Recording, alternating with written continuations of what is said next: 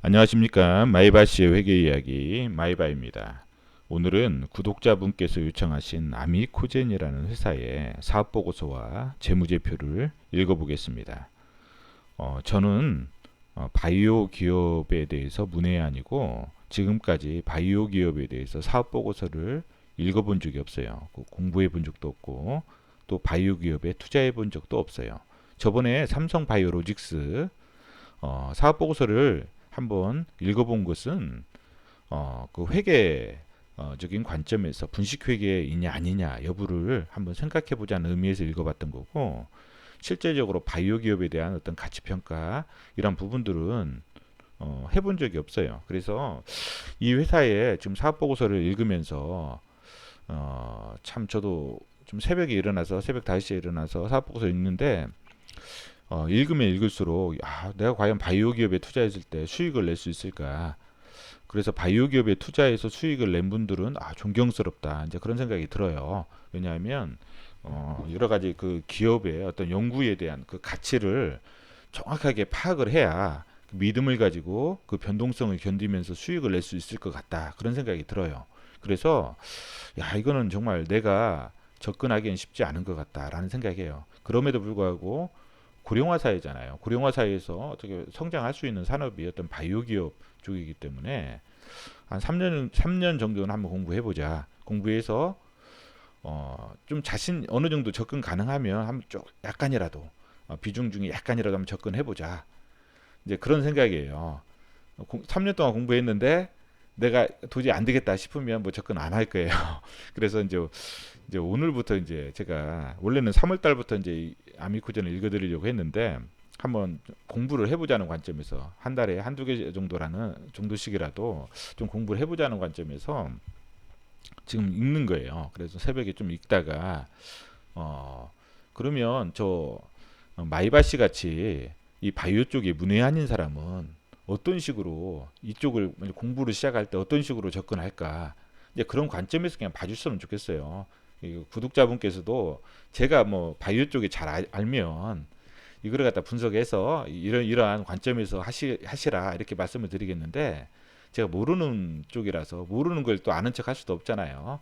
남들 거 그냥 조금 공부해서 다른 뭐 글들 이렇게 공부해서 아는 척 할 수도 없는 거고, 그냥 그냥 재무적인 관점에서 말씀드리고, 그 다음에 나머지 부분은 저 사람은 저렇게 문외한인데 저런 식으로 접근하는구나 라는 관점에서만, 그리고 어떤 식으로 저는 이제 공부해야 될지 이제 그런 부분들은 한번 좀 설명을 드릴게요. 그 정도 선에서만 좀 파악을 들어주셨으면 좋겠어요. 예.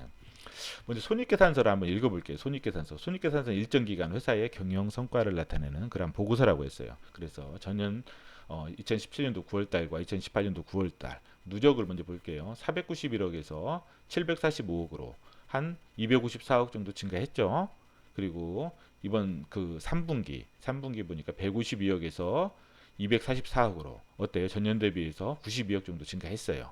영업이익도 전년도 대비해서 적자에서 흑자로 35억 정도 증가했고, 그 다음에 적자에서 흑자로 10억 됐죠? 21억 정도 증가했어요. 그래서 영업이익도 증가했고, 절대적인 수치는 그 시가총액을 나타내기에는 좀 부족한 수치죠. 부족한 수치고, 자, 기타 비용을 보면 영업권 손상 차손이 있어요. 그쵸? 영업권 손상 차손이 이게 기타 비용에 보니까 이 회사가 주석상을 읽어보니까 영업권 손상 차손이 한 7억 정도씩, 한 7억 2천 3천 정도씩 계상이 돼 있더라고요. 작년에도 그렇고, 작년에도 한 7억 정도 있었고, 올해도 한 7억. 예, 그래서 이쪽이 기타 비용이 한 13억 정도 됐고, 그다음에 관계기업 투자 손익에서 보면 이 셀리드라는 지분법 투자 대상 기업이 있었어요. 셀리드. 그런데 그러니까 전 보니까 한 5월 달인가 6월 달 정도 주식을 처분하면서 이제 지분법 대상에서 단기 손익 공정가치 측정 금융자산으로 바뀌었어요. 그래서 이제 뭐냐면 단기 손익 공정가치 측정 금융자산은 뭐예요? 지분법 대상에서 이제 평가를 해야 되잖아요. 공정가치로. 그러다 보니까 평가 손익이 상당히 많이 나왔어요. 지금 현금 흐름표를 보니까 여기 보면 관계기업 투자 자산 평가이익이 한 236억이 나왔죠. 근데 이건 평가이익일 뿐이잖아요. 현금이 들어온 게 아니죠. 그래서 현금 흐름에서 마이너스를 해주는 거죠. 그렇죠. 그리고 관계기업 투자 주식 처분 이익 손실이 나왔 이익이 4억 정도 나왔고요. 그렇죠. 4억 정도 나왔고 이것도 예, 마이너스 해주고 예, 이런 부분이에요. 이걸 플러스 마이너스 해가지고 이제 여기 다 세 개를 해서 이쪽으로 집어넣은 거죠. 이쪽으로. 이건 뭐예요? 일시적인 어떤 이익이죠. 일시적인 거. 그래서 단기 순이익은 이렇게 많아졌지만 이건 일시적인 부분이라서 그렇게 주가에 크게 단기적인 영향을 미칠 수 있지만 크게 영향을 미치지 못하는 부분이죠. 그래서 이 부분은 일시적인 거다. 예. 그래서 여기서는 뭐 단기 순이익도 그렇게 크진 않아요. 5억 정도. 그쵸? 여기 이거 빼면 뭐 5억 정도, 뭐 그 정도밖에 안 되잖아요. 5억에서 한 6억, 7억 그 정도밖에 안 되기 때문에 영업이익도 35억. 35억 중에는 뭐예요? 이제 집에 지분이 있고 비지배 지분이 있을 거예요. 그렇죠? 이거 별도로 골라내야 돼요. 이제 종속 회사들 지분율 있잖아요. 지분율. 그리고 이제 그런 부분들이 있기 때문에 이제 이건 골라내셔야 돼요. 그렇죠? 단기 순이익이 어디로 와요? 이익 잉여금으로 오죠. 누적이 많이 됐죠. 이게 누적의 개념이라고 했죠. 405억. 그쵸? 비지배 지분은 따로 나오고 그래서 자본 총계가요. 1388억이에요. 그리고 부채가 593억. 그 부채 비율이 한 42.72%. 그렇죠? 좀 안정적인 그죠? 안정적이죠. 연결 재무 상태표를 보면 일정 시점 현재 회사의 재산 상태를 나타내는 거예요. 그렇죠? 그래서 지금 현금 및 현금성 자산이 어때요? 111억. 그다음 단기 금융상품이 40억. 둘이 합치면 152억이죠. 유동부채 한번 볼까요? 유동부채가 479억이에요. 그러면 지금 유동자산이 737억이에요. 737억. 유동비율은 좋죠? 유동비율은 좋고 재고자산을 뺀 327억이니까 327억 빼면 어떻게 돼요? 지금 400억 정도 되죠? 400억. 400억. 당좌자산이 그러면 400 유동부채가 479억이니까 좀 약간 부족하죠. 그쵸? 약간 부족하죠. 당좌자산은 그쵸? 재고자산 뺀 당좌자산은 약간 부족해요. 그쵸?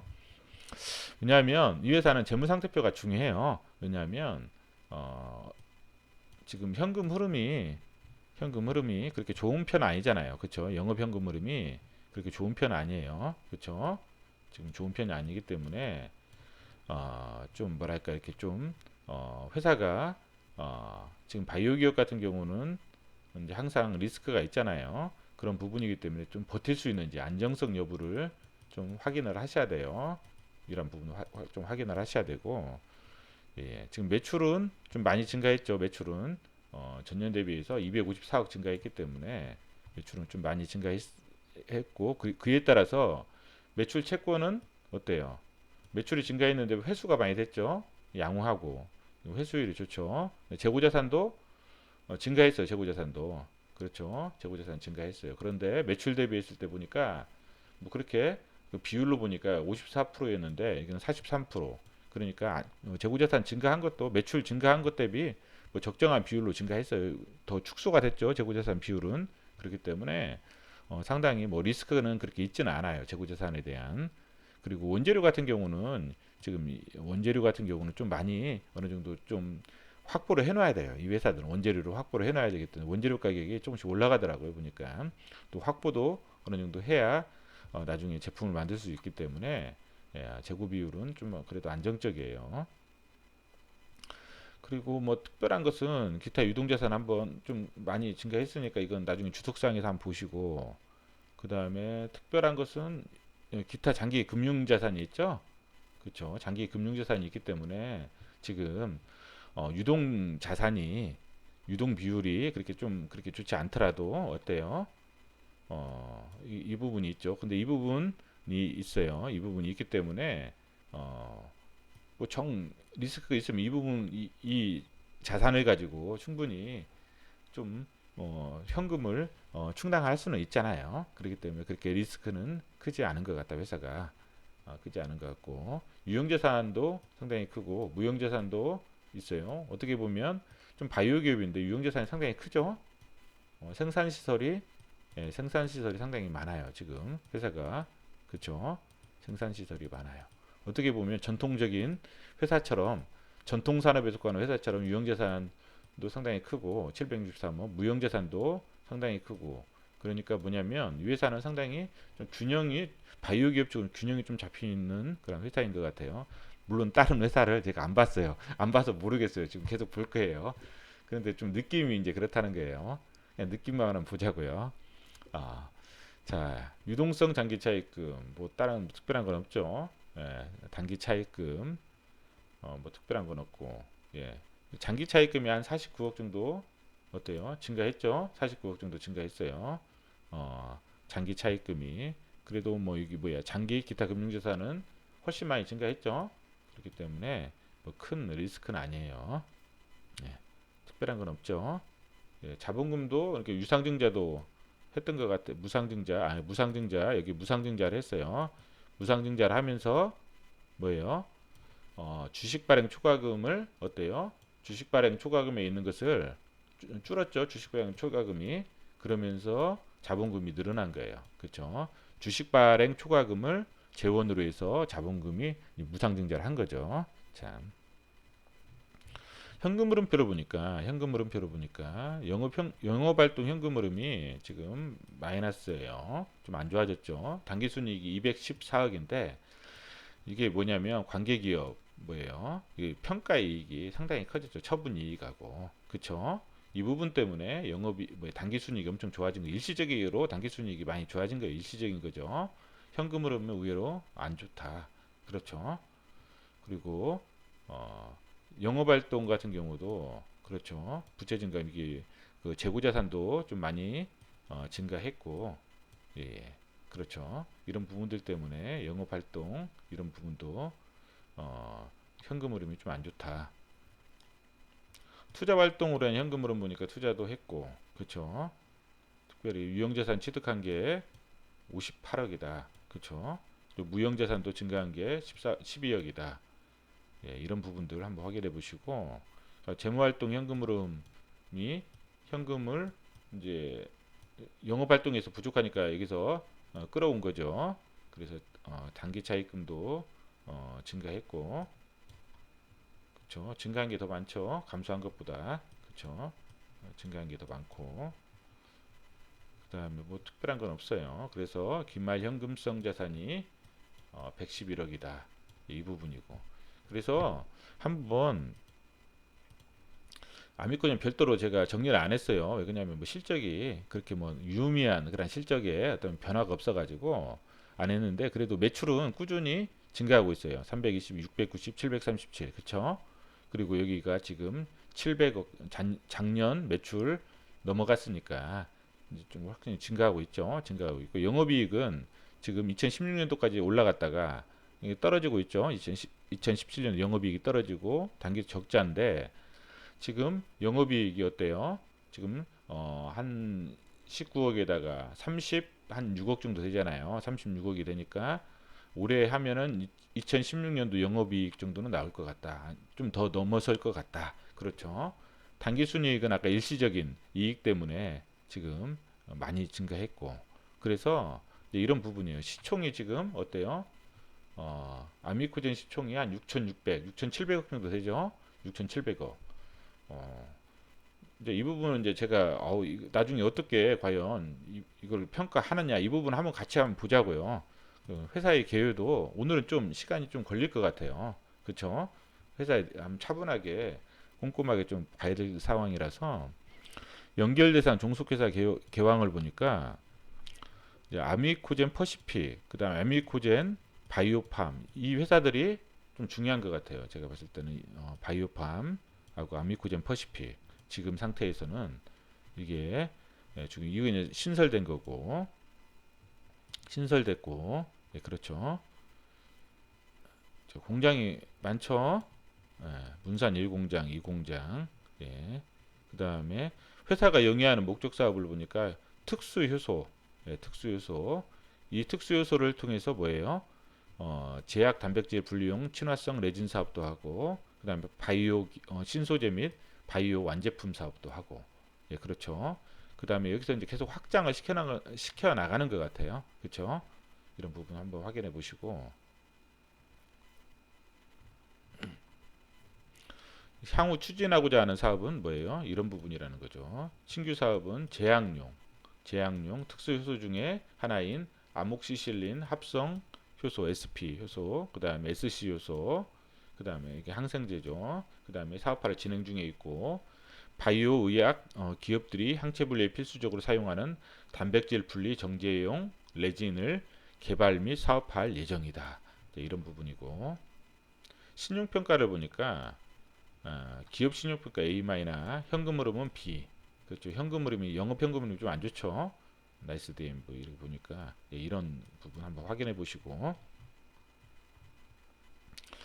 이 아미코젠을 보니까 2017년도에 아미코젠 바이오코젠을 100% 증가했고, 또 아미코젠 퍼시픽 지분을 71.16%로 추가 취득을 했고요. 그렇죠. 이게 퍼시픽은 화장품 같아요. 화장품. 바이오 웍스 테크놀로지 AB 지분 9.06% 투자를 했어요. 그래서 뭐냐면 바이오 웍스 테크놀로지 AB가 상장을 했어요. 나스닥에. 그렇죠. 9.6% 투자한 회사가. 그리고 캉마이천사와 중국 콜라겐 펩타이드 공장 설립 관련 MOU를 체결해서 이제 이게 2018년 3월 달에 캉마이천사와 JV 계약을 체결해서 중국 콜라겐 펩타이드 공장 설립 및 사업화를 진행하고 있고, 그렇죠? 이게 이제 완공이 되는지를 봐야 되겠죠. 완공이 되는 이제 언제 완공이 되는지를 보시면 이제 이게 이제 좀 대주야 이제 매출이 또 이제 증가가 될 수 있고, 영업이익도 또 유의미하게 증가가 될 수 있다는 거잖아요. 그렇죠? 그리고 예, 바이오 웍스 테크놀로지 AB사와 단백질 정제용 레진 제품에 대한 국내 독점 공급 계약을 체결했고, 그리고 2018년 4월 달에 보니까 2018년도 건강기능식품대상, 농림축산식품 장관상, 그래서 K 뉴트라 조인트본 수상. K 뉴트라는 이거더라고요. 보니까 이쪽 K 뉴트라 이게 하나의 이런 부분이더라고요. 이렇게 콜라겐, 피부 건강, 몸매 유지는 뭐예요? 이런 부분들. 상당히 의외로 뭐 제품이 많더라고요. 이렇게 보니까 제품이 상당히 많아요. 눈 건강, 그리고 자연, 뭐 이렇게 보면 이런 부분들도 있고, 그 다음에 뭐 기획전, 이런 부분들도 있고, 의외로 제품이 상당히 많더라고요. 제품이 많고, 그 다음에 투자했고, 그 다음 아미코젠 중국 바이오팜 유한회사 같은 경우는 동물 보건 사업 부서 출시를 했고, 동물용 제재 사업을 확대하고, 그 다음에 원료 의약 제조 시설 및 FDA 실사를 통과했어요. 그래서 2018년 유의미하죠. 이런 부분들 실사를 통과했고, 그린 모범 기업 증서 수령 항공보호 관련해서. 그렇죠. 지금 왜 그러냐면 이게 중국 쪽에 환경 규제가 좀 있었어요. 그렇죠. 환경 규제가 있어가지고 지금 2017년도에 2016년도에 비해서 매출이 많이 영업이익이 많이 줄었잖아요. 2018년도 마찬가지고. 그러면서 이제 이걸 하면서 이제 어느 정도 이 환경 쪽 규제에서 좀 어느 정도 벗어난 것 같아요. 지금 이제 이런 부분 읽어보다 보니까 이제 그런 것 같아요. 느낌이. 그래서 이제 이 부분 한번 확인해 보시고, 그 다음에 유상증자를 2013년도에 한번 하고 15년도에 한번 하고 2년마다 한번 했죠. 근데 여기까지는 유상증자 안 했어요. 17년도에 한번 하고, 그쵸?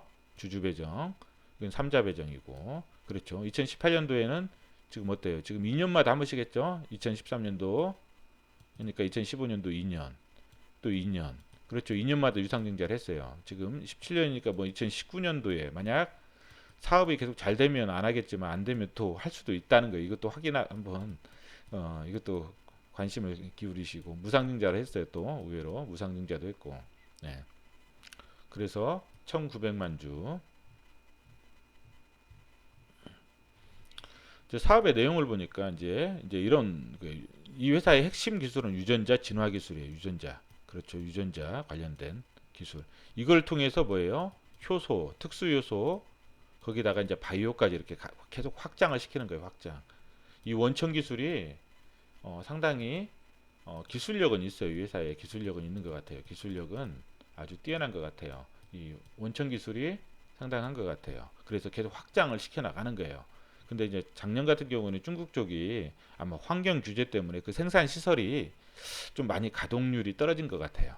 예, 생산 시설, 생산 그 시설 자체가 이런 부분 한번 읽어보죠. 이런 부분들을 이제 이 회사를 이제 공부하려면 최소한 이런 부분들을 좀 읽어보셔야. 저는 읽어봤는데 좀 이해가 좀 많이 안 가요. 왜냐하면 제가 좀 검정고시 출신이라서 뭐 또 과학 쪽에 공부를 별로 안 했어요. 그냥 검정고시 같은 경우는 뭐 그 1학년 고등학교 1학년 과정만 공부를 해요. 거기다가 이제 검정고시 하다가 제가 좀그 구로공단에서 막 생산 그 밀링 일 하다가 이제 편법으로 거의 막 공부를 희한하게 해서 대학은 들어갔는데 그래서 좀 이 과학 쪽에 제가 좀 약간 상식이 부족해요. 그래서 읽는데 상당히 어려움을 많이 느꼈어요. 지금 어려움을 많이 느꼈고 그 한번 읽어보세요. 그래도 그럼에도 불구하고 사업의 계획을 보니까 유전자 진화 기술을 통해서 특수 효소로 이제 계속 확장을 시키고 그다음 바이오까지 확장을 시켜요. 이게 계속 이게 확장력이 좋은 거 이 기술 자체가 상업화 시키는 게 쉽지 않은 것 같아요. 그런데 상업화 이 기술 자체가 있는 게 전 세계에 5개 정도가 있는 것 같아요. 5개 기술이 전 세계에 5개. 그 상당히 유명한 회사들, 뭐 듀폰이라든지 막 그런 유명한 회사들이 있는데 이 회사도 이 기술 원천 기술이 있더라고요. 보니까 예, 이런 부분 보고 그 다음에 그 대표이사가 잠깐만요. 이 회사의 대표가 아, 신용철 씨잖아요. 근데 이분이 상당히 뛰어난 과학자더라고요. 보니까 그래서 이 부분도 한번 나중에 그 보시면 될 것 같아요. 의외로 그런 부분이 논문도 많이 쓰시고 예. 예. 그다음에 이거 한번 읽어보세요. 사업계요. 이런 부분들이 있다는 거예요. 이렇게 계속 제가 뭐 설명을 드릴 수 있는 그건 아닌 것 같아요. 유전자 진화 기술이 뭐 상당히 확장성이 있는 것 같아요. 이런 부분들 그리고 프로틴, 프로틴 같은 경우는 제가 이제 운동할 때 단백질 섭취를 하기 때문에 좀 익숙한 그런 부분인데 뭐 그런 부분인지는 모르겠어요. 예. 특수 효소 사업, 예. 그래서 뭐 이런 부분, 친환경 그린 API 기술 개발을 가속화할 거고, 지금 공정을 원래 2단계 기존의 화학적 공정과 2단계 효소 공정이 화학적 공정이 환경이 좀 환경 문제가 있었나 봐요. 그렇죠? 그래서 이제 이 친환경 쪽으로 해서 이제 환경 규제가 있었어요. 중국 쪽도 환경 규제가. 그래서 좀 가동률이 떨어진 상태에서 이 부분을 했고 그래서 기존 공정을 대체했고 그렇죠. 그러면서 뭐예요? 기존의 모든 공정에 비해서 제품 수율, 제조 원가, 환경 비용 등 모든 면에서 기술 우위성 가지고 지금 영업이익률이 영업이익이 지금 적자에서 영업이익이 됐죠. 영업이익률이 조금씩 좋아지고 있죠. 예, 그런 부분이고 그리고 이쪽이 인건비나 아까 그 유형자산이 많이 감가상각비가 있어요. 그러니까 고정비 비율도 꽤 돼요. 그래서 매출이 증가하면 영업이익 증가하는 게 더 크기 때문에 매출이 좀 증가하고 있잖아요. 그러면서 영업이익률도 많이 개선되고 또 생산 쪽에서도 제품 수율이라든지 제조 원가라든지 이런 부분에서 좀 약간 상당히 효율성이 좋아지고 그렇죠. 그래서 1단계 효소 공정이 모든 이런 공정의 문제점을 동시에 해결할 수 있는 가장 이상적인 공법이다. 예, 이런 부분. 그래서 생산의 어떤 효율성을 좀 많이 개선을 시킨 것 같아요. 생산 공정을. 그렇죠. 수율을 높이고. 그래서 고부가치 기술이다. 예, 이런 부분들 읽어보세요. 그리고 SP5 효소 경우는 뭐냐면 아미코젠 바이오팜 유한회사에서 그린 API 생산 목적으로 현장 적응 기술 개발 및 중국 CFDA 인허가를 지금 추진 중에 있다는 거예요. 지금 인허가를 이건 이미 하고 있고 제품 판매를 개시하고 있고 이거는 추진 중에 있고 상당히 많더라고요. 지금 하고 있는 게 파이프라인 자체가 워낙 많기 때문에 헷갈려요. 저도 지금 이 회사 같은 경우는 야 그리고 페니실린계 항생제도 지금 기술 개발을 하고 있고 지금 쇠파게만 하고 있거든요. 근데 페니실린계도 항생제 계속 확장을 시키는 나가는 것 같아요.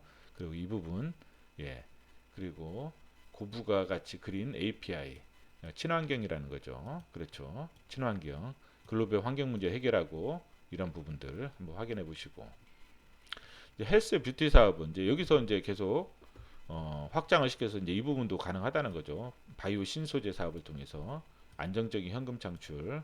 콜라겐 같은 경우는 피부 관련된 부분이죠. 펩타이드. 그래서 피부 미용, 연골, 뼈 이런 부분이죠. 네, 그리고 2018년도 3월에 중국의 헬스케어 유통 전문 기업인 킹마이천사와 합자법인을 설립 계약을 체결했으며 현재 원료 수급이 용이한 중국 청도 지역에 콜라겐 펩타이드 공장을 설립 중에 있어요. 그러면 이게 이제 완공이 되면 어때요? 상당히 유의미한 어떤 매출이나 영업이익이 발생하겠죠. 예, 이런 부분들. 아마 이 회사가 이제 주가가 탄력받으려면 이게 이제 좀 완공이 돼야 돼줄 것 같아요. 그리고 여기서 어느 정도 좀 매출이 발생해줘야. 그렇죠. 이런 부분들. 그리고 관절 건강. 관절은 어때요? 고령화 사회에 어떤 고령화사에서 관절 문제가 항상 발생하잖아요. 이런 부분들. 그리고 여성 호르몬 조절, 혈당 조절 이 부분도 폐경이 되면 고령화 사회에 또 하나의 수혜잖아. 이런 부분들이 그렇기 때문에 상당히 어떤 미래의 어떤 성장 어떤 산업은 방향성은 좋은 것 같아요. 그렇죠. 방향성은 좋은 것 같고 그다음에 이런 부분들 또 주겸도 매출의 확대가 기대된다는 거. 그렇죠. 그리고 완제품 사업 아까 K 뉴트라 그 브랜드 있죠. 그래서 상당히 제품도 많고 아까 오연수 공식 모델이 보셨죠. 이런 부분들 있고 그리고 여기 보면 자회사의 아미코젠 퍼시픽 있어요. 여기서 보면 네트워크 마케팅 유통 전문 회사. 네트워크는 보통 다단계 형식이잖아요. 그래서 이쪽은 상당히 영업 조직 측면에서 어때요? 좀 갖춰가고 있죠. 회사가 영업 조직 아까 생산도 지금 효율성을 추구하고 있고 영업 조직도 어때요? 좀 효율성을 좀 추구하고 있어요. 지금 계속. 예, 그리고 스킨메드, 코스메티컬 화장품 회사고 이런 부분들이 있다는 거예요. 그리고 바이오 의약 소재 사업 같은 경우 보면 이런 부분이 있다는 거예요. 이런 부분들. 그 다음에 유전자 진화 기술을 통해서 단백질 특성을 개량하는 기술로서 효소, 호르몬 단백질, 바이오 의약 단백질, 펩타이드 등 다양한 단백질 및 펩타이드 제품의 개발에 응용될 수 있다는 거. 그리고 이런 부분 있다는 거. 예. 한번 읽어보시고 그리고 아미코젠 바이오팜 유한회사 같은 경우는 중국 내 원료의약, 동물의약품, 인체의약품, 그 완제품 등을 생산 판매하는 중국 현지 자회사고요. 그리고 현재 당사의 이런 부분들 통해 중국에서 특수요소 매출을 확대하고 친환경 원료의약 API 사업에 진출을 하고자 한다는 거 이런 부분들 예. 중국 정책에 따라서 중국이 이제 환경 규제 정책이 있었잖아요. 항생제 제한 정책과 환경 규제 정책이 있어가지고 글로벌 수준 이상으로 강화됨에 따라서 중국 내 제약 및 화학업계가 크게 위축이 됐었어요. 그래서 아미코젠, 바이오팜 유한회사 같은 이러한 중국 정책에 따라 환경 설비를 보완을 그동안 진행해 왔으나 2017년도 말에는 설비 보완 작업을 완료하면서 크게 하락했던 가동률이 증가돼서 2017년에 비해서 2018년도 매출이 엄청나게 뛰었잖아요. 뛰었고 또 영업이익도 증가했고 그렇죠. 그리고 미국 어때요? 2018년도 5월달이죠. 5월달 2018년도 5월달 미국 FDA 현장 실사를 통과했죠. 그래서 글로벌 생산, 품질, 물류 및 안전관리 시스템을 인정을 받았다는 거예요. 그렇죠. 이런 부분도 한번 확인해 보시고 좀 바이오팜 매출 비중이 바이오팜 쪽이 크죠. 예. 여기 딱 보시면 가격 변동 요인 뭐 이런 한번 읽어보셔요. 읽어보시고 지금 상태에서는 뭐 크게 아직은 그렇게 유의미한 그건 아닌 것 같아요. 한번 읽어보셔요. 가격 관련된 부분들 한번 읽어보시고 원재료 관련된 부분도 한번 읽어보셔요. 읽어보시고 이제 보통 원재료 같은 경우는 어때요? 장기간 거래업체 또는 대량 입고 시 기존 단가에서 하향 조정하여 공급받기 때문에 어때요? 좀 대량으로 좀 많이 공급받는 게 유리하죠. 돈만 있으면. 그래서 원재료의 재고 물량에 따른 수급 여건 악화와 미래의 단가의 상승에 대비해서 지속적인 계약을 통한 단가를 적용해서 매입할 예정이다라는 거. 지금 원재료 같은 경우는 어때요? 지금 단가가 계속 올라가고 있죠. 올라가고 있잖아요. 단가가 지금 계속 예, 올랐어요.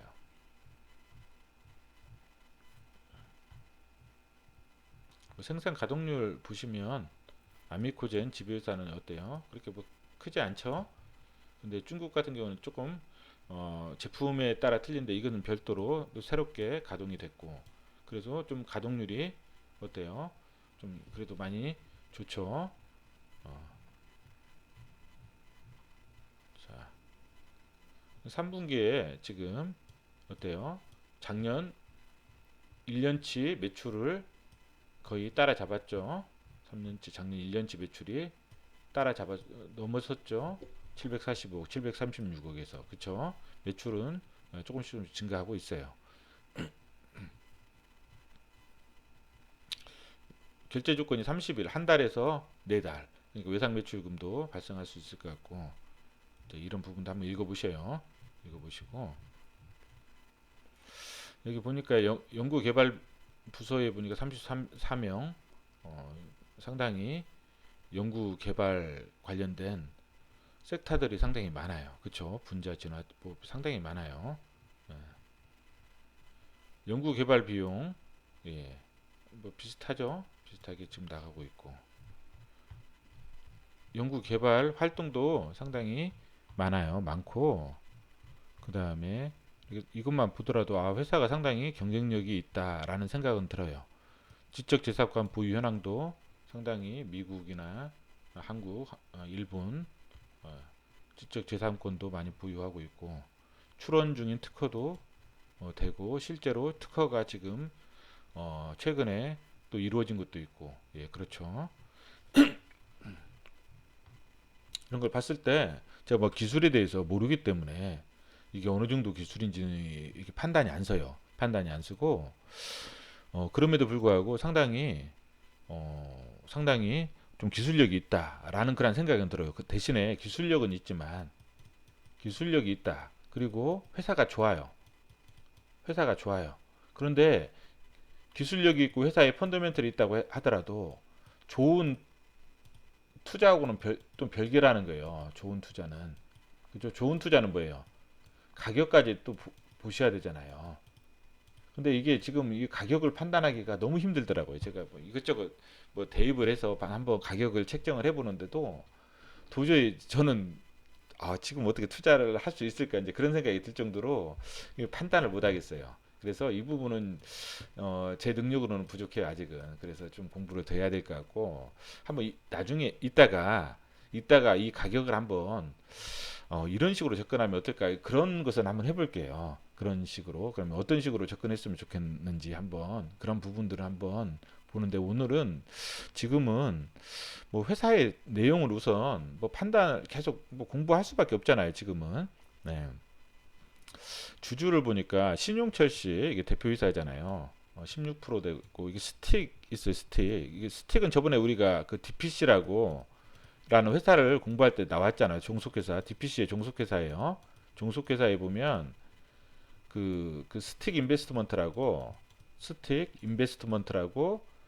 투자 회사가 있었어요. 종속회사에. 그렇죠? 이 스틱 인베스트먼트는 사모펀드인데 그래도 상당히 인지도가 있는 회사예요. 이제 여러분들이 사모펀드 중에서 인지도가 있는 회사들은 좀 외워두셔야 돼요. 스틱 인베스트먼트가 보통 이제 한 4조 정도 굴려요. 펀딩을 받아가지고 4조 정도 굴리고 있는데 상당히 인지도가 있어요. 인지도가 있고 그래서 스틱 같은 경우는 방탄소년단 그 소속사에다 투자했죠. 그래서 DPC가 한동안 주가가 상당히 올랐잖아요. 거의 올랐고 거의 뭐 100% 이상 훨씬 올랐고 단기간에 그리고 이제 스틱이 또 코에이도 또 하고 막 여러 가지 좀 유명한 상당히 인지도가 있는 그런 사모펀드예요. 그리고 이 사모펀드에서 좀 들어왔고 그다음에 이 P&I 지주 같은 경우는 이게 이제 고속도로 휴게소를 운영하는 회사인데 이제 지주회사로 바꿨죠. 하는데 고속도로 휴게소는 뭐예요? 현금이 많잖아요. 그럼 이 또 종속회사에 보면 그 투자회사가 있어요. 그래서 이 회사는 좀 금융 투자도 많이 하더라고요. 그 양재정이라는 분이 P&I 지주의 대표고요. 대표고 그 P&I 지주 같은 경우가 지금 이게 처음에 여기서 무상증자를 해서 주식수가 늘어나고 지분율을 뚫었죠. 이게 팔았다는 거예요. 주식을 일부 팔았다는 거예요. 주식을 일부 팔았죠. 이제 이때 보니까 이게 10억 정도 투자했어요. 10억. P&I는 또 이분도 한 10억 개인적으로 10억 넘게 투자했겠죠. 10억 약간 넘게. 그쵸? 한 제가 봤을 때는 한 이때 뭐 한 150억 정도 차익이 난 것 같아요. 이 사람도 한 150억. 두 개 합치면 한 300억 정도 이익을 본 것 같아요. 그쵸? 아마 이 판 것만 가지고도 이제 본전은 찾은 것 같아요. 그쵸? 상당히 뛰어난 투자인 것 같아요. 상당히 뛰어난. 예. 아마 이 개인을 보고 투자한 것 같아요. 이분은 이 개인을. 그리고 처음에 투자 설명서를 보니까 이게 아미코진 투자 설명서를 보니까 이게 처음에 이제 제가 이제 공모고객 산출하는 방법을 공부하려고 이렇게 봤더니만 이 사람이 이제 의결권을 2년 동안은 이 사람한테 그냥 주는 걸로 해서 투자를 했더라고요. 예. 사람을 보고 투자한 것 같아요. 예. 연결대상 종속기업 기여를 보니까 아미코젠, 바이오팜, 유한회사 55%고 아미코젠 퍼시픽이 64%예요. 유의미한 숫자가 이 두 개의 회사예요. 유의미한 숫자가. 자, 아미코젠, 바이오팜 이제 밑에 보시면 55%라고 했죠. 그러면 460억. 그렇죠? 460억이고 19억 단기순이익이. 아미코젠 퍼시픽 164억. 단기순이익 21억. 그러니까 이제 비지주가 이게 지배 55%니까 100%가 아니잖아요. 그러니까 이제 비지배 지분이 뭐예요? 한 44.8% 되겠죠? 영업이익도 당기순이익도 내 거가 아니잖아. 이 부분은 이제 이런 부분도 한번 나중에 영업이익 또 판정할 때 이런 부분들도 고려를 해가지고 판정을 해야 되니까 그렇죠. 이 기업 가치를 평가할 때는 이제 그런 식으로 해야 될 거 아니에요. 감으로 하기에는 좀 그렇고 좀 시간이 많이 걸리니까 중요하지 않은 것은 좀 넘어갈게요. 엄청 기네요. 잠깐만요. 읽는데 뭐 특별히 중요한 사항들은 회계 처리 이거는 공시사항 등의 회계 처리가 어떻게 된다 이런 부분들을 설명해 놓은 거예요. 물론 여러분들이 읽으시면 좋아요. 좋은데 이제 이 바이오 기업들은 굳이 뭐 회계 처리 물론 그런 부분도 중요하지만 어떻게 보면 실질이 어떤 연구 내용들이 중요하기 때문에 아, 자, 이 부분이 이제 이거예요. 단기손익, 공정가치 측정. 아까 셀리든가 그 회사 있죠. 지분법 대상에서 이쪽으로 이제 넘어온 거예요. 그러면서 평가를 한 거죠. 예, 이런 부분들. 예, 셀리드. 그렇죠. 이 부분이고 이게 이제 그 작년치 사업 보고서를 보면 셀리드가 관계 기업으로 돼 있다가 이번 넘어온 거예요. 그래서 사업 보고서 볼 때에도 몇 년치를 보면서 같이 특이한 사항들은 찾아보셔야 돼요. 찾아보셔야 되고 뭐 처음부터 다 읽으라는 게 아니라 찾아보시면 돼요. 자, 매출 채권은 증가했죠? 매출 채권은 증가했어요. 매출 채권은 증가했고 근데 뭐 매출액이 증가했으니까 뭐 큰 의미 없잖아요. 매출액이 증가함 전체적으로는 어때요? 전체적으로는 감소했죠. 그렇죠? 기타 채권들이 감소해가지고 근데 매출 채권은 이 안에서는 증가했어요. 그렇죠? 그렇지만 매출이 증가한 거에 비해서는 그렇게 크게 증가하지 않았다. 뭐큰 재고자산 같은 경우도 매출 증가율과 비해서 리스크는 그렇게 없다고 했죠.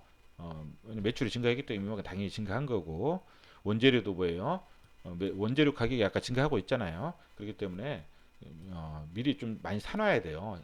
현금만 많다면 원재료도 좀 많이 사놓는 게 좋죠. 관계기업 투자 보면 이제 아까 셀리드가 빠졌죠. 근데 둘 다 뭐 실적이 그렇게 좋지 않은 것 같아요. 마이너스 이것만 플러스 그렇죠. 클리노믹스 같은 경우 16억 정도 마이너스죠. 그리고 유형자산 변동 내용을 한번 보면 이제 기타 증가해 보면 여기 보면 건설 중인 자산이 36억 정도 지금 건설하고 있다고 했죠. 중국에 36억 건설하고 있고 17억 정도는 어떻게 됐어요? 17억 정도는 빠졌죠. 건설 중인 자산 완공이 된 거예요. 그래서 이렇게 이쪽으로 간 거예요. 건물로 구축물, 기계장치, 기계장치를 많이 만들고 있었나 봐요. 그래 기계장치가 완공이 됐으니까 뭐예요? 이 부분은 나중에 매출하고 연관이 되겠죠. 매출 증가하고 그쵸? 매출 증가하고 연관이 돼요. 그쵸? 그리고 또 이게 또 완공이 되면 중국에 있는 공장이 완공이 되면 펩타이드 상당히 또 매출 증가가 이루어질 확률이 크다. 이 회사 같은 경우는 무형자산 보면 뭐 영업권 같은 경우가 이제 원래 감가상각을 안 하잖아요. 영업권. 근데 손상차손을 손상검사를 해서 지금 15억 정도, 그렇죠? 손상검사를 했어요. 손상검사 15, 15억이네요. 15억. 지금 누계액이니까, 그렇죠? 이게 7억이니까 작년에 했던 게 7억. 이게 누계액이죠. 손상검사를 해서 올해 7억 8천. 7억 8천 비용으로 설정을 했어요. 상당히 많이 했네요. 한 7억인지 알았는데 7억 8천이에요. 7억 8천. 그래서 기타 비용이 좀 많이 증가했죠. 그래서 지금 45억 정도 영업권이 남았는데 얼마나 더 계속 손상 검사를 할지 이제 이 부분은 보셔야 돼요. 계속 해마다 손상 검사를 할지. 그래서 무형자산 상각비는 판매비와 관리비로 가고 연구 개발비는 어때요? 판매비와 관리비로 38, 거의 판매비와 관리비로 가죠. 비용 처리 거의 해요. 그리고 나머지는 매출 원가, 제조 원가로 가고, 그렇죠? 제조 원가로. 매출 원가로 간다는 건 제조 원가로 가서 팔린 것은 매출 원가, 안 팔린 것은 재고 자산으로 가는 거죠. 근데 거의 대부분이 판매비와 관리비로 가기 때문에 연구 개발비로 인해서 뭐 무형 자산으로 가는 게 그렇게 많지는 않은 것 같아요. 거의 없는 것 같아요. 그래서 개발비가 무형 자산으로 있는 부분이 막 이 정도 있어요. 이 정도 있고 최근에는 이제 그 판매비와 관리비 쪽으로 많이 가는 것 같아요. 그렇죠?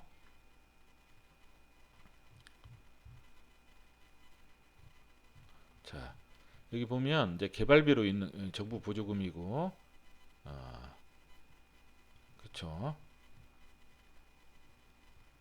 기타 부채, 선수금. 선수금은 매출로 연관된다고 했죠. 매출로 나중에 차입금. 뭐 특별한 건 없고요.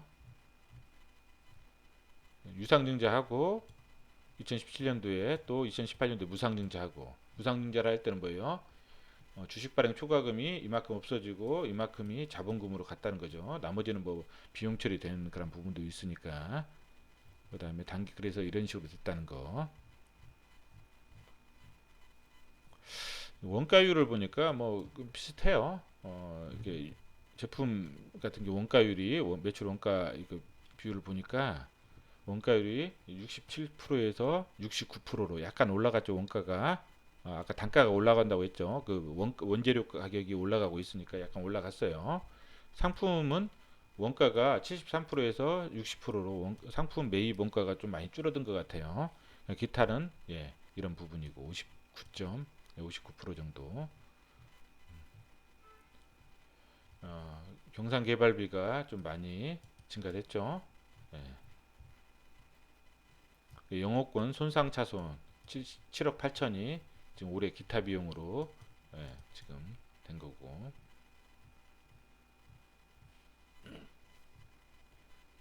비용의 성격별 분류를 보니까 원재료 쪽이 이제 재고죠. 원재료뿐만 아니라 뭐 재고들 이런 부분들 합쳐서 35%니까 이제 원재료 단가가 좀 올라가고 있죠. 이런 부분들 있다는 거 한번 확인해 보시고 그래서 좀 원가율이 좀 높아졌다는 거. 그리고 급여, 그다음 퇴직급여, 감가상각비, 무형자산 상각비 합쳐보니 한 27% 정도 돼요. 급여도 상당히 많이 차지하죠. 18%. 왜 그러냐면 이쪽이 어때요? 바이오 쪽이기 때문에 사람이 중요하죠. 사람의 지식이 중요하기 때문에 어때요? 고정비가 있기 때문에 매출이 어때요? 증가하면 영업 고정비로 인한 영업 레버리지 효과 때문에 영업이익 증가율이 훨씬 더 크죠. 이 부분. 그래서 매출이 증가할수록 영업이익 증가율이 좀 더 커질 거예요. 이 회사는. 자, 이제 이렇게 뭐 특별한 게 이제 한번 이제 읽어보셔요. 이런 부분들은 뭐 제가 뭐 설명을 드릴 수 있는 능력이 안 되는 것 같아요. 그쵸? 주제에 관한 사항 보면 예, 이렇게 있고 아까 봤죠. 예, 그 다음에 임직원 한번 현황을 볼게요. 신용철씨 보니까 예, 이런 부분이죠. 최종 학력이 서울대 식품공학 학사, 그 다음에 카이스트에서 생물공학 석사 박사예요. 그리고 예, 바이오 협회 이사 이런 부분이 있죠. 이게 상당히 논문도 많이 썼어요. 논문도 많이 발표를 했어요. 예. 그리고 이게 보시면 예, 상당히 다들 예, 그렇죠. 이렇게 보시면 되고 지금 이제 제가 이제 아미코젠 이게 투자 설명서는 뭐냐면 처음에 상장을 할 때 이제 보통 회사가 공모 가격을 산출하는 방법이에요. 왜냐하면 이제 바이오 기업에 대해서 어떻게 그 기업 가치를 평가할 것인가 라는 부분은 모르잖아요. 모르니까 이제 뭐 상장할 때 어떻게 평가했는지를 한번 볼 거예요. 보고 이제 바이오 기업 한 30개 정도를 이제 상장할 때 그 투자 설명서를 전부 다 한번 이제 볼 거예요. 읽어보면서 회사마다 어떤 특성이 있고 어떤 이러한 특성이 있을 때 이런 식으로 기업 가치를 평가하는구나. 이 부분을 보시면 대충 바이오 기업을 평가할 때 어떤 특성으로 인해서 이런 식으로 평가하는지 대충 알 것 같아요. 그렇죠? 삼성 바이오로직스 같은 경우는 이런 식으로 평가해요. 그렇죠? 여기냐면 이쪽 CMO 쪽이기 때문에 설비 능력이 중요하지, 생산 능력이 중요하기 때문에 생산 능력당 기업 가치, 상대 가치로 비교하는 거예요. 다른 유사한 기업들 해서 이 기업들은 생산 능력이 있을 때 이만큼 기업 가치를 준다. 그럼 이 회사는 이만큼 생산 능력이 있을 때 이만큼을 준다. 서로 상대 비교를 해서 기업 가치를 평가하는 거죠. 그리고 이것도 세일즈, 매출 대비 이런 식으로 또 조정해서 평가하고 바이오젠 같은 경우는 바이오 에피스 같은 경우는 이런 식으로 파이프라인을 가졌을 때 기업 가치를 그냥 비교한 회사들 유사한 회사를 골라서 파이프라인이 이렇게 있을 때 기업 가치가 이만큼 되는구나. 그러면 이 회사는 파이프라인 이만큼 있으니까 기업 가치를 이만큼 하겠구나. 이런 부분이에요. 이런 식으로 기업 가치를 평가해요. 이 회사들 삼성 바이오로직스는 아미코제는 보니까 어떤 식으로 평가했냐면 이제 평가 무형은 절대가치 평가법이 있어요. 미래 현금 흐름의 현재가치 할인 무형. 그다음 본질가치 평가법이 있고 뭐 여러 가지 이런 부분이 있고 그리고 근데 이 회사는 어떤 식으로 평가했냐면 이런 상대가치 평가 방법으로 했어요. 상대가치 평가 방법은 이제 유사한 기업을 비교하는 거예요. 근데 여기서는 퍼를 비교하는 게 있고 에비타를 비교하는 방법이 있고 PSR을 비교하는 방법이 있고 PBR을 비교하는 방법이 있어요. 근데 이 회사는 펄을 비교한 방법으로 했어요. 펄을. 그래서 이 회사는 상대 가치 평가법을 이용해서 평가를 했어요. 그리고 아미코젠 비교가치 산정 시 퍼 적용 사유는 퍼는 해당 기업에 이런 식으로 해서 펄을 적용했다고 지금 적합성에 대해서 이야기를 하고 있어요. 근데 그러면 에비타나 PBR이나 PSR은 왜 안 되냐? 왜 적합하지 않냐? 여기도 설명을 하고 있어요. 여러분들 한번 읽어보죠. 에비타 같은 경우는 기계장치나 유형자 사안이 에 대한 감가상각비 등 비현금성 비용이 많은 산업에 유용한 지표다. 근데 이 회사는 그렇지 않기 때문에 안 된다. PBR은 뭐예요?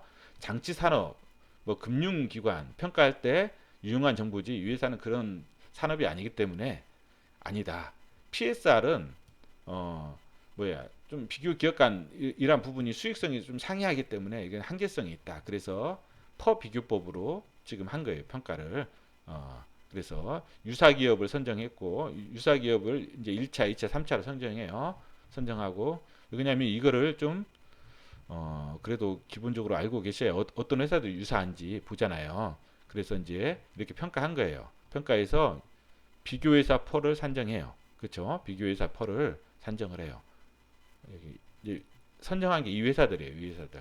바이오 유전자 관련된 그러면서 이제 관련 유사한 업체들을 이렇게 선정을 해서 이 회사들의 펄을 산정해요. 이제 펄 산정하는 것도 이렇게 나와요. 나오고 그다음에 여러분들이 이걸 공부하시라는 거예요. 이렇게 공부하시는 방법을 알려드리는 거예요. 저도 계속 이제 몇 개 회사들을 한 30개 정도만 바이오 기업 투자 설명서 보면서 한번 공부를 해보려고 해요. 그래서 비교퍼 2012년도 이제 비교퍼를 보니까 이제 적용퍼가 중간값이 19.9. 이 회사들 펄을 쭉 본 거예요. 19.9. 그리고 2013년도 기준퍼가 이제 18.1. 그래서 가중평균을 한 거죠. 가중평균을 해서 적용퍼에서 주당 가치를 33,000원으로 한 거예요. 그렇죠? 이렇게 해서 그러면 이제 기업 가치 평가하는 게 대충 나오잖아요. 나오고 삼성 바이오로직스는 또 이 회사하고 성격이 틀리잖아요. 그래서 이제 이런 식으로 삼성 바이오로직스는 아까 이런 식으로 평가하고 생산 능력 대비 기업 가치 비교해서 이런 식으로 이제 이런 부분도 그래서 이제 업종의 기업의 특성에 따라서 이렇게 평가하는 방법이 있잖아요. 그러면 과거에 이 회사가 지금 이건 신영증권이에요. 신영증권에서 2016년도에 지금 평가한 거 한번 볼게요. 밸류에이션 평가하는데 얘네들이 보니까 펄을 산정했어요. 펄을 50배를 적용했어요. 상대 가치로 했죠. 퍼 비교한 거죠. 비교 가치 평가법으로 펄을 비교했죠. 우리가 아까 공모할 때는 뭐예요? 18.1배를 했죠. 18.1배. 근데 신용증권에서 지금 이게 누군지는 모르겠지만 비교 펄을 어떤 걸로 했냐면 얘가 이제 뭐냐 메디톡스하고 LG 생명과학 그죠? 메디톡스하고 LG 생명과학을 유사 기업으로 선정을 했어요. 그래서 메디톡스하고 LG 생명과학의 어떤 그 당시의 퍼 50배를 적용해서 50배. 그쵸? 유사 기업을 어느 회사로 선정하느냐에 따라서 펄을 공모 당시에는 18배. 신용증권의 누군지는 모르지만 얘는 50배를 선정을 한 거예요. 그래서 선정을 해서 지금 목표가를 한 게 뭐냐면 93,000원이에요. 종전에는 76,000원인데 93,000원. 그래서 지금 글로벌 피어 및 실적 및 밸류에이션 이렇게 선정한 거 보니까 이런 식으로 그래서 목표가를 이렇게 선정했더라고 50배를 적용해서 지금 현재 얼마예요? 물론 이제 이게 현재 34,000원이잖아요. 34,000원이 96,000원으로 선정했는데 맞고 틀리가 중요한 게 아니라는 거예요. 목표가가 틀릴 수도 있어요. 왜냐하면 목표가는 주가는 뭐 실적을 우리가 예상을 못 하잖아요. 틀릴 수 있어요. 근데 그 논리적인 근거가 합리적이냐 그렇지 않냐를 우리가 판단을 해야 된다는 거예요. 메디톡스하고 LG생명과학을 유사기업으로 선정한 그 논리적 근거가 타당하다고 생각하셔요? 메디톡스하고 그 아미코젠하고 성격이 제가 봤을 때 상당히 틀릴 것 같은데 최고의 어떤 그 멀티플을 적용받는 회사를 갖다 붙이면 제가 봤을 때 좀 상당히 논리적으로 별로 그렇게 타당하지 않다고는 생각하거든요. 그래서 이 갭이 너무 커요. 퍼 18배 공모 당시에는 근데 지금은 50배 너무 크잖아요. 너무 좀 논리적으로 맞지 않는 것 같아요. 그쵸? 이 부분은 그러니까 목표가는 틀릴 수도 있고 맞을 수도 있어요. 그렇지만은 그 논리적인 근거가 타당하냐 그렇지 않냐를 보는 거예요. 이거 뭐야 기업 보고서를 읽을 때 신용증권에서 또 이건 2010 좀 나중에 또 한 거예요. 이거는 보니까 언제 했냐면 나중에 지금 기업부가 2017년도에 나온 거예요. 2017년에 나온 건데 잠깐만요. 얘네들이 기업까지 밸류에이션 하는 것들만 어디가 나왔나? 아, 여기서는 이제 똑같이 얘네도 퍼 비교 가치법으로 퍼를 산정을 했어요. 근데 어디서 봤는데 갑자기 안 보이네요. 잠깐만요.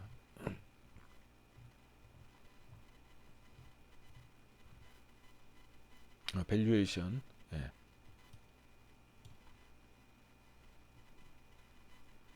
여기는 보니까 여기도 계속 뭐야 49배를 적용했어요. 49배를 평균적으로 49배를 퍼 매수 49배를. 그래서 여기도 이제 메디톡스 그렇죠. 메디톡스를 기준으로 한 것 같아요. 메디톡스하고 LG 생명과학을 기준으로 해서 매수 목표가가 10만 원, 10만 원인데 예, 좀 뭐랄까 물론 이제 기업 가치를 평가하는 거는 논리적인 근거가 있으면 뭐 이것도 가능하다고 보는데 그 뭐야 메디톡스를 유사 기업으로 판정해서 비교 상대 가치 평가법으로 이렇게 할 수 있는 논리적 근거가 있느냐 이 부분은 좀 의심이 들어요. 그래서 지금은 뭐 한 3만 가격이 3만 3,900원이잖아요. 지금 10만 원을 목표 가격 선정했는데 지금 저는 개인적으로 모르겠어요. 지금 이게 단기 순이익이 일시적이잖아요. 제가 봤을 때 단기 순이익을 뭐 많이 쳐줘도 영업이익으로 한다 쳐요. 50억을 쳐줘도 단기 순이익 50억을 쳐줘도 좀 넉넉하게 지금 제가 봤을 때는 50억은 안 나올 것 같거든요. 50억을 쳐줘도 어때요?